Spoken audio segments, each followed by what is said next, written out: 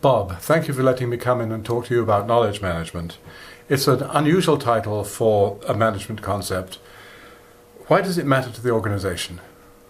Well, as we know, 70%, fully 70% of the valuation of corporations comes from intangible assets. And one of the most important of those assets in any organization is its knowledge. And knowledge is everywhere. It's the intellectual property from an R&D lab, it's cost reduction practices on the manufacturing floor, customer insights in marketing, and it's the collective experience of everybody in the organization. And organizations have an obligation and a need to harness that knowledge in order to help run their business better and to make better decisions. And that is at the root of what knowledge management is. It's it's an organization's capability to harness its knowledge and to run better, to be more successful, and to make better decisions. And knowledge management is the capability that organizations put in place to help make that happen. And that involves some thoughtful and deliberate work around process, people, and technology.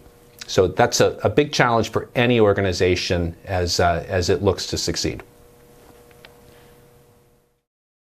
Bob, I understand what you're saying, but recently some companies have given knowledge management a bad name, and they seem to be saying that knowledge management is dead.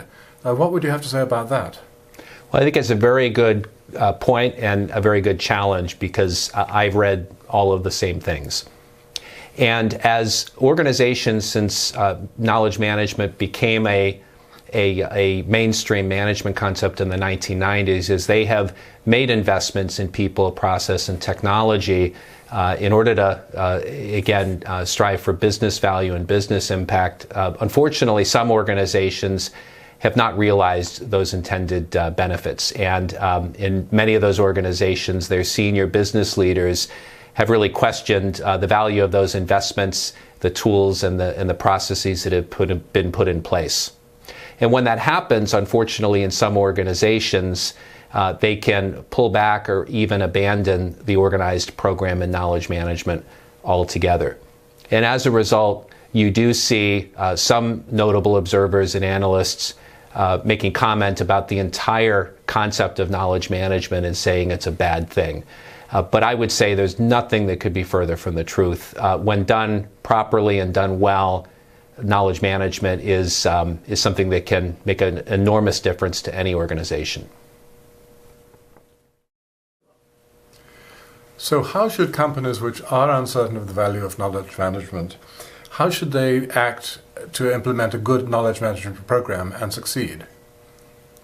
Well, again, that is the ultimate question and what really matters here.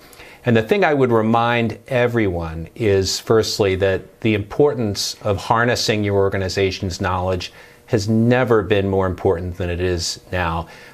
The challenges facing organizations have never been greater. The complexity of their businesses, the overload of tools, data, and other information that people need to make sense of in order to make decisions, and also the demands that markets and customers are placing on the organizations to innovate faster and to deliver better and more valuable products. Those have never been greater.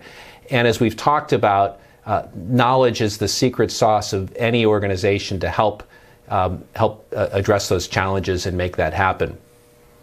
Now, what we do see, as we've noted, is that there's some organizations that have missed the ball and they've had challenges delivering impact. And what we find in most of those organizations is the common pitfall is the fact that they lose line of sight around what they're trying to achieve with frontline decision makers in the business. And unfortunately, some knowledge management programs become back office document management repositories and not something that's really designed to help frontline employees do their jobs better.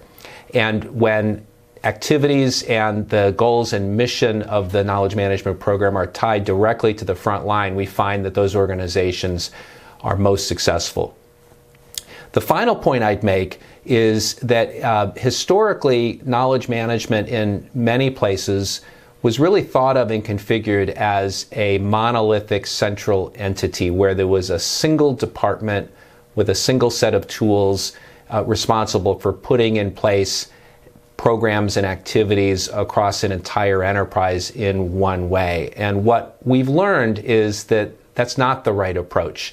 That done right, this is about adapting the right knowledge, the right information, the right expertise to specific groups, teams, departments, and managers in a way that can help them do their jobs better. So done right, knowledge management sometimes isn't even called KM, but it's really a collection of really smart technology-enabled business processes that can help people do their jobs better, getting the right information in the right hands at the right time. Thank you very much. That was a very good answer, and thank you. I appreciate your...